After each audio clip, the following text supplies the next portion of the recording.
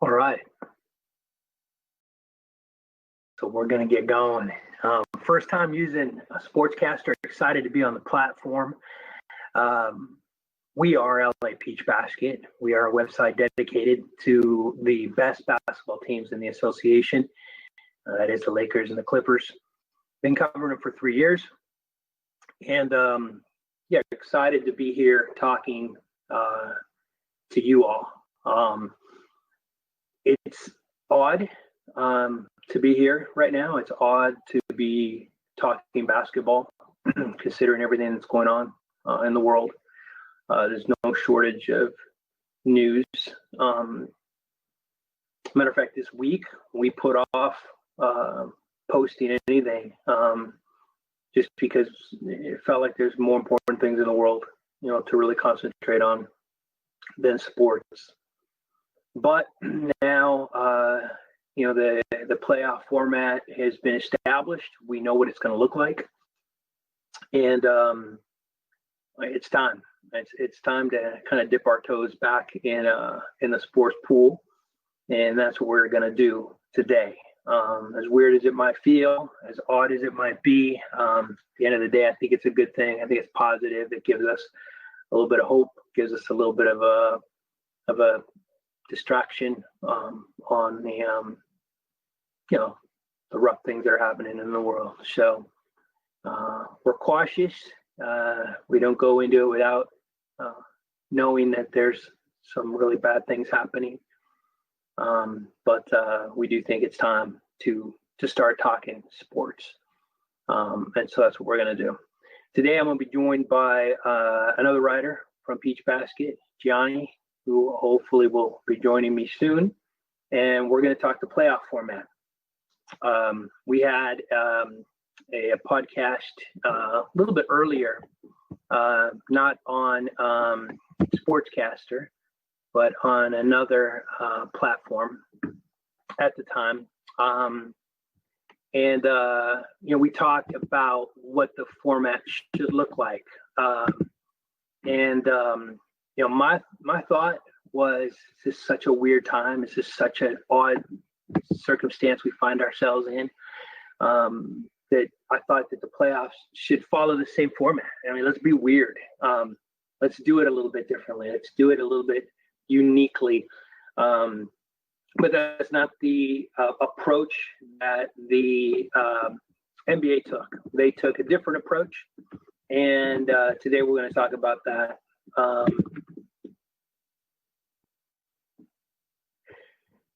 Like I said, this is our first time using Sportscaster, so bear with me. All right, now I'm seeing a couple people join. Thank you for joining. I'm waiting for one of my fellow writers with Peach Basket. As soon as we find Gianni, hopefully we'll be able to have him join. But Cubs fan, you're on deck. We might have you join if we can't figure this out. But we'll give Gianni a few more minutes. I've got a little bit of news to share, and then about 4 or 5 questions. There's Gianni, right on. Glad you made it. Thank you. I was just about to pull in somebody else from the bleachers. Let me bring Gianni in, and then we'll go ahead and get started. I'll start again by telling you we're Peach Basket, LA Peach Basket. We have been covering the Lakers and the Clippers exclusively for 3 seasons now, and man, we're just fans. We're fans that enjoy the game, that miss the game just like you, and honestly, fans that are excited to talk about the game. So let's see.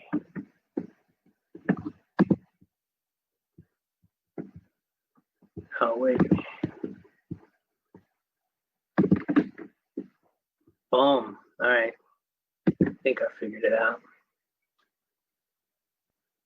All right, Gianni, you should be invited. Hopefully this thing clicks so we can get moving. While we wait on Gianni to get started, let me tell you a little bit about what we're going to talk about. So this is what we know so far. If you're here, you're probably a basketball fan, so you know a lot about what I'm about to share. But just so we are all on the same page here. Number one, we know that the season's starting back up July 31st. Plenty of time for players to get ready, more or less. Gianni, welcome. Let me go ahead and get started, and then we'll go ahead and kick it to you for a quick intro. How's it going? Good, man. Absolutely. Glad to hear. Thank you. You can hear me okay? Oh, yeah, you're coming in clear. Right on. All right. Right on. Somebody sent us popcorn. I don't know what that means, but I'm grateful, man. I appreciate that, Cubs fan. Thank you. Thank you. I'll take it. For joining. Thank you. So let's get right to it. July 31st with 22 teams. That's the thing that, to me, is very interesting. We knew right away this wasn't going to be fair, and Adam Silver acknowledged it. It's not fair. It can't be fair. So they cut it off, 22 teams, the 22 teams that were most likely to make the playoffs. Each of those 22 teams are going to play 8 regular season games that are going to count. My thought was it might be preseason games, just warm-ups. But no, they're counting. These are official games, man. And this is where it gets absolutely muddy, especially in the West. And this is what I'm excited to talk to you about, Gianni, and anybody else who, has a question about this. The number 9 team, if they are 4 or 5 games back, more than 4 games back, they're out. It's over. But if they are within 4 games of the 8th spot, then there's going to be a play-in tournament. And that is, it's crazy. When you look at the West, I think there's 5 teams within 5 or 6 games of that 8th spot. There's some really good teams there. The scariest team for me, I think, is the Blazers, especially if you look at, what they've done in the past. But that play-in tournament is wonky, and we know a little bit about it. We found out a little bit about it today, and we'll get to it in just a minute. 3/4 of the 30 teams had to approve this play-in or this format, and they did. So it's official. It's a go. We're starting July 31st. So those are the facts. I got some questions I'm going to pose. Gianni and I are going to debate them. We're going to talk them through, and then we'll see where it goes from there. So that's me. That's the intro. That's Peach Basket. That's who we are. It's what we do. Gianni, why don't you start by telling us a little bit about you? Yeah, man. My name is Gianni. I'm a huge basketball fan, huge sports fan. This is an LA-centric site that we're on, but I consider myself kind of my boys call me like a mercenary fan. I follow players. I follow good organizations, but right. I live in Southern California, so all my boys are Laker fans. We got a few Clipper fans out here, so those are the teams that get debated the most, so I'm comfortable always talking about them. But I'm a fan of the league as a whole, man. I'm excited. There's a lot of unknowns. Yeah. A lot of what ifs that can happen. But if everything goes smooth, man, I'm just excited for hoops coming back. Boom. At the end of the day, I think that's what I'm most excited about. Just watching basketball. It's not going to be the basketball we remember. It's going to be in an empty stadium in Orlando, right, with no fans. But I'm excited to have it back. And I'll tell you, man, we are LA centric for sure. I got my Lakers championship hat behind me, but I'm a basketball fan first and foremost. I like good basketball, and I'm excited to see it again. So let's start. I've got a couple questions, Gianni. We'll just kick them around, see what happens, see where we go with this. Number one, and I almost kind of hate to ask it, but it's a legitimate question. In your opinion, should this even be happening? Was Adam Silver right? Were the teams right in moving forward with the playoff in light of everything that's happening in the world? Adam Silver was recently interviewed with the TNT crew, and he started by apologizing. He feels talking sports right now is so petty. And I feel that, I legitimately feel it. I would have been okay. I was prepared mentally for no season, for let's just call it off, man, right? Yeah, and let's just start new next year. I was ready for it. So, some people are saying it's a money grab. Some people are, worried about the layoff and injuries. So let me just start with you and your thoughts. I'll give you mine. Should this even be happening, considering everything that's going on right now? So, I think Adam Silver moves different than most commissioners. So if the NBA is considering, I think it's been thought out, there's going to be some hiccups. And I do also think that if a player doesn't want to play for whatever reason, because there's a lot going on in the world, because of the healthcare, There should be no criticism for any single player or a team or anybody that wants to step away. That's completely understandable. I do think people look at sports as a distraction, sometimes a welcome distraction. It could also be a platform. There's going to be a lot of players ready to speak their mind. This could be a platform for players to speak their mind on what's going on. I trust NBA players to handle it well. I trust the NBA to handle it as well as they can. Is everything going to go smoothly? No. There's a lot of unknowns going into the situation. But I mean, of any league, I have faith that the NBA can pull it, come close to pulling it off. Yeah, it's reassuring to know that somebody like Adam Silver, who kind of maneuvered them through the Donald Sterling debacle, right? Which was looking back at, I don't know if you've seen, I think it's called Blackballed, that documentary about the Clippers and everything that happened. Adam Silver is amazing. He understands it's an entertainment league. He understands that the players are human. He does things Absolutely. that Roger Goodell, I think, doesn't do as well. Let's just put it that way, right? So I agree with you. I think Adam Silver is the right man for this job, and he's doing the right thing. Pat Beverly not too long ago came out and he's posted more than one tweet about how, man, this is rough. Why are we thinking about this when so much is going on? And I feel that. I honestly, I was as excited as I was when I heard that the games were coming back. When I saw his tweets, my first thought was, man, it's unfair of us to tell these men to entertain us, 100%. And it's rough. It's rough. Should it be happening? Is it a money grab? Man, I don't know. I don't know. I'm glad it is. I hope at the end of the day, there's no injuries. Shaquille O'Neal, I think it was Shaq, who came out and said, whoever wins this is going to have an asterisk. And I've taken a little bit of heat on Twitter for this, but he's right. There's no way around it. When you look at how unfair the playoff format is, and it couldn't possibly fair. It's as fair as it can be, but it's not fair. There's going to be an asterisk here. I don't think there's any way around it. But yeah, man, I think it should happen. I'm glad it's happening. It's as fair as it can be, and on we go.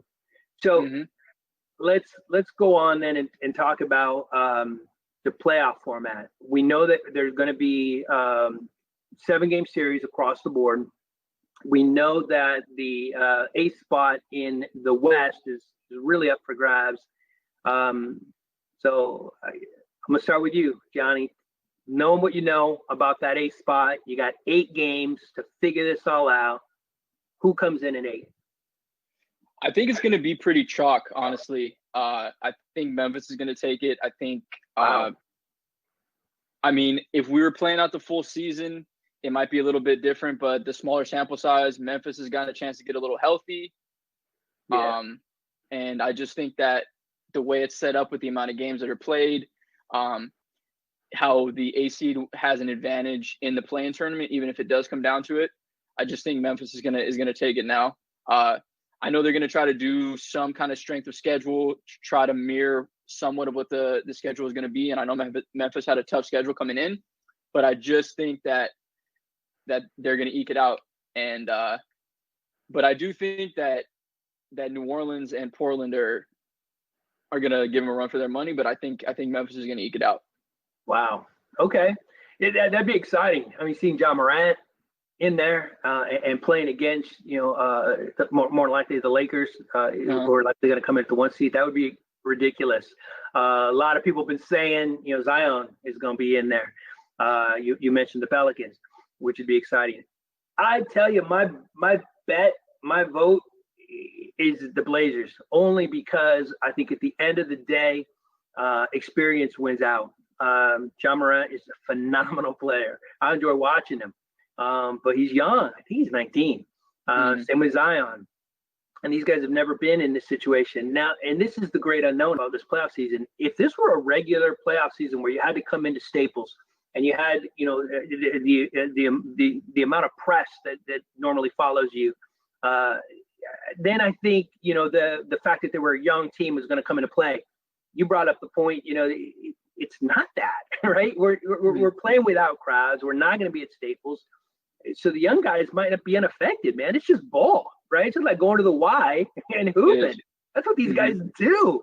Yeah. So, it's tough. I'm kind of talking myself out of it, but at the end of the day, I'm putting my hat on the Blazers. I just think they're the better team. Well, certainly they're the more experienced team. I don't know that they're a better team, but they're certainly the more experienced team. So, and I got to tell you, I think if I'm the Lakers, I'm freaked out. That's the last team I want to see in the first round is the Portland Trailblazers. The Lakers and the Clippers both have 8 games. The Lakers are at the number 1 spot, and pretty comfortably so. The Clippers are at number 2. I had hoped to have up, and forgive me, I didn't get it in time, but I had hoped to have their schedules up so we can kind of take a look at both of their schedules. So, and then I wanted to talk about, what you saw in terms of what their 8-game season was going to look like. But aside from that, let me ask you a more general question. How do you think the Lakers and the Clippers, who are favored to win it all, are going to approach this 8-game playoff season? In other words, or not this playoff season, but the season before the playoffs, right? Is it in their best interest to play them to win? Is it in their best interest to play to get healthy? The Blazers got no choice. They got to play to win. Yeah. So the Pels and the Spurs and everybody else. But how are the Lakers and the Clippers going to play these 8 games? What do you think? Yeah, see, that's what I found the most interesting too, because again, I think it's going to be pretty chalk as far as the seeding goes. There might be some movers and shakers within the 8 seeds, but I don't think anybody's going to sneak in. But yeah, it'll be interesting to see how they met, because we've been off for a couple months now, right? Are we going to go as hard as we can for 8 games to try to get our wind up? Because you can't really get in. No one's in basketball shape, right? No one's been able to hoop. Yeah. No one's in basketball shape. So I'm interested to see the competition levels in these 8 games. Are they going to be going? Is everyone going to be going balls to the wall to try to get their win back, to get ready? Is there going to be any kind of load management? Are they going to? Because I believe that every team is going to play a back to back in this 8-game schedule. Are we going to rest because that's just how we've been doing it the whole season? Are we going to treat this a little differently? So, because again, right, you can't replicate that on the court chemistry that teams were building towards the end of the season. LeBron likes to peak towards the end of the season. Yeah. That was part of his plan. So it'll be interesting to see what the games look like. If it's going to be sloppy out there, I'm sure there's going to be some sloppy play out there. But also, like you were saying, it's at the Y and they're hooping, man. I want to see him. I want to hear him mic'd up. Yeah, that's not happening, man. I know. It's wishful thinking, but that's why I'd always want to sit courtside because I want to hear them talk to each other. Yeah. That, you know what I mean? That's the behind the scenes stuff that always interests me, hear them talking to each other and stuff like that. So yeah. One game I went to as a kid and we snuck down and I saw the guy sweat. I mean, I was that close and initially, right, you're just kind of hearing the coaches talk and the assistant coaches talk and it's pretty amazing. You're in just the mindset of a coach and the players and what they saw, and it was pretty amazing. But yeah, then you heard the trash talk, and as a kid, man, it impacted me. That was rough. I don't think TNT can do that to us, man. Yeah. As much as people would love to see it. Here's what I think. You brought up LeBron, and I'm glad you did. He's 35 years old. And he's a young 35. He's an MVP caliber this season, which is amazing. And dude knows how to take care of himself. So I have no doubt he's going to be ready, but you can't get past the fact that he's 35. And I think that this delay, you said you can't stay game ready, right? You just can't. You can keep exercising, you can keep working out, but an NBA game is different. And I think it goes back to it benefits the young guys. I think their bodies are going to pick up quicker. They're going to be ready quicker. And I do think that LeBron's going to have a harder time. Now, that being said, the Lakers have got an advantage. I think they're 4 or 5 games up on the Clippers. They got to effectively lose all 8 to really have a shot at losing the number 1 seed. They're not going to lose the number 1 seed. So I think they have an advantage. They can use these 8 games as preseason, which is a huge advantage. They don't have to worry about winning them all. And I don't think they're going to. I mean, I think 4-4 is a victory for them. I think just come up the gate give LeBron and AD 10, 20 minutes, just kind of get them in slow. They have that advantage where Portland doesn't. Portland's going to have to play CJ and Dame, 30 minutes a game. Yep. There's no way around it for them. The Lakers don't have to do that. So I think that's a huge advantage for the Lakers going in. And I'm okay with that. You should credit the team that was in first place before this all happened, and this format allows that. The Clippers are weird because I don't think they want to get the first spot. Again, if the first spot means I'm playing Portland, I want to stay away from the first spot. First spot anyway. Spot. I'm a little worried about that Portland team, but the Clippers are so deep that it doesn't really matter, and regularly this season, he takes a lot of heat for it, but Kawhi regularly takes that second game off. And so I think we're going to see some load management, as weird as it might sound, within 8 games because the Clippers can do it. Right? The Clippers and the Lakers have got that huge advantage that they don't have to win them all. So I think they're going to play that way. I think sloppy play, and you called it, man, I think it's going to be sloppy. And I just don't think it's going to be hyper competitive, maybe even until the first or second round of the playoffs, and we're going to start to see basketball the way we're used to it. I am really, really. I didn't have this question, and forgive me. We talked about what questions we were going to talk about, but I want to hit me with it. Right on. Here's what I'm thinking about: the lack of fans, right? When I think of the greatest NBA playoff games, you think, the Kobe, the lob to Shaq. You think Robert Horry, right, with that 3-pointer against the Kings. And I'm going all Lakers, sorry, but those are the ones that come to mind. The immediate reaction, after that is the fans going crazy and the sound. Now imagine, Gianni, 30 seconds left. 33 seconds left. There's an out of bounds play. Derek Fisher's .04 against the Spurs, and he hits a shot to win it, and there's literally no reaction. Come on, that's just not right. What kind of impact? This is my question. What kind of impact do you think no fans is going to have? No fans and no home court is going to have on these playoffs, if any. Yeah. See, I mean, that's where I was going to go first, is like, as far as an advantage, right? There's no home court advantage. I think it actually helps the Clippers because when they were going to play the Lakers, it was going to be 4 to 7 home game for the Lakers, regardless. They're in the same building, right? So I think it helps the Clippers out there. It's going to be, just to be honest, it's going to be weird. It's going to be weird. It's going to be different. I think the part that's going to last for me is when we play this season down the road, like highlights of these games and stuff, like the lack of fans. There's going to be all the history of the NBA with all these crazy shots, and then anything that happens here is going to be this little blip in history with no fans in the stands. There's going to be these great plays with no fans, and it's just going to remind you of the time that you were in. And they've talked about like pumping. Like the Korean Baseball League, they're putting like, they're talking about 2K noise. There's no way to replicate like that thing. But players, like, they hoop all the time, in the gyms and the pickup gyms, like we talked about. It's just going to be that kind of a feel, It's going to be a different feel.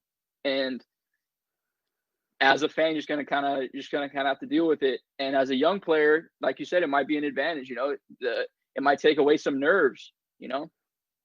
We'll have to see. Fair. No, that's fair. Hey, you made a point I wanted to follow up, and now I forget what it was. But yeah, at the end of the day, I think it's just ultimately going to be weird. I think it's going to matter less to the players than it is to us as fans, right? We're going to be watching TV, right? And we're just it's going to be weird. It's going to be weird. And I think them pumping in music or not music, but, fake applause or whatever they're going to try to do. I think it's weird. But there's no right way to do it. It's just going to be weird for us. These guys are hyper competitive people. I think, what I know about you, Gianni, I think you're a lot like me. If we were playing one-on-one, I want to win. You want to win. It doesn't 100%. matter whether it's 100%. ball, right? Whether it's just, we're throwing rocks around trying to hit something. I'm competitive. I want to win. These guys, when they get out on the court, they're going to want to win, and they're going to play that way. So I think for the players, it's going to be the same. Once they get their feet under them. But for us, it's gonna be weird. It's It's just going to be weird. So let me end it with this. I don't want to go too long. This is our first. I think I mentioned this. I see some people joining us, and forgive me. I don't have all the knowledge around sportscaster now that I have to. But I see Patty, I see Liz, I see Samuel, I see a bunch of y'all, and I'm grateful. Thank you for joining us. I appreciate it. I think once we start getting our bearings with this and really figuring out the platform, we'd love to pull you guys in and take questions and really talk to you. But I want to end with this, Gianni, and I kind of started with this, and I actually gave you my opinion, but I want to hear yours. Somebody's going to be crowned the 2020 champion of the NBA. Somebody's going to lift the Larry O'Brien. Is that winner? And I want to preface this by saying something you just said. When we look back, they say 2025, 2026, and we watch YouTube videos of 2020 championship and the game-winning shot with literally crickets. Does the winner deserve an asterisk? And does it matter? What do you think? I mean, deserve, I don't know. Short answer, I mean, there's going to be some type of asterisk. I mean, like the Spurs won the lockout year, the Heat won the lockout year. Like we don't talk about that as much. I think a lot of it depends on the level of competition that we see in the tournament. Mm-hmm. A lot of it depends on if a player, like injuries, if anybody comes down with the virus, like a lot of that depends on it. I think for LeBron, if LeBron wins it, the LeBron detractors are always going to put an asterisk. They're going to say he has 3.5 chips. I think history is gonna treat it a lot depending on what happens, and straight up a lot if LeBron wins it. It's gonna be. I picked the Clippers to win the championship at the beginning of the season, but I'm kind of intrigued to see LeBron win it this year and listen to the legacy debate with this if he wins this championship and how people talk about this championship in his legacy overall. So right. That's an interesting thing to me. Yeah, no, legitimate, and I think you're absolutely right. It's going to be. I mean, the detractors are going to say 3.5, right? It's not a real championship, whatever that means. And yeah, again, I told you I took some heat for this, but I really do feel that whoever wins it doesn't matter who. I do think that there's an asterisk here. How can there not be? This is going to be the first NBA champion ever where all 30 teams did not play an equal number of regular season games. That's the first time it's ever happened. This is weird. This is an aberration. It's odd. Not to say we're playing the last 8 games in a neutral court with no fans. Yeah, man, that's the epitome of an asterisk. But it's still competitive, and whoever wins it, their fan base, they're not gonna care. Agreed. 100%. In it, right? He's not gonna care. He's gonna lift the LOB, and they're gonna have that parade down Figueroa, and nobody's gonna care. Let me ask you something. Do you think that the Raptors have an asterisk from last year because Clay and KD didn't play? Yeah. I mean, you think that, like, you can kind of go back throughout the history of the championship, right? Yeah. There's a lot of ways to like parse if this is like legitimate, if this would have happened, you know what I mean? So this is a big asterisk, but I think you can always kind of go and nitpick throughout the championships and say like, oh, if this would have went this way, So people kind of nitpicking at the championship is going to happen regardless, I say as well. Yeah, no, it's a fair question, and I hear it. When I kind of state my opinion, to me, the only reason I put an asterisk on this one and not on any of the others, even the shortened season, is because even in the shortened season when the Spurs won, everybody played the same number of games. Everybody played home court, half home, half away. Everybody played the same, so that to me is eminently fair. This is not. It couldn't be, and that's okay. I want to say that there'll be an asterisk, but it doesn't matter. It's okay that there's an asterisk. I don't see it as a negative thing. But to say that this is going to be on par with 82 games played, equal number home and away, home court in the playoffs with fans, it's not how it's happening. So that's my stance. But again, at the end of the day, I don't really care. And whoever wins it I'm with isn't going to care. They're not going to I'm care. with you. I'm with you. So let's leave it with this. I wasn't going to say it, but now I kind of want to. Your pick to win it all, which is totally unfair because we don't know who these teams are going to be when they get back. But who do you think? I'm still rocking with the Clippers. PG and Kawhi can be the two best players on the court at any time, and they're deep. So I'm staying with the Clippers. Yeah, that was my pick at the start of the season. I'm still excited to see what I hope is the Western Conference Finals between the Lakers and the Clippers. We're a site that covers both, so that would be wonderful for us and amazing for LA.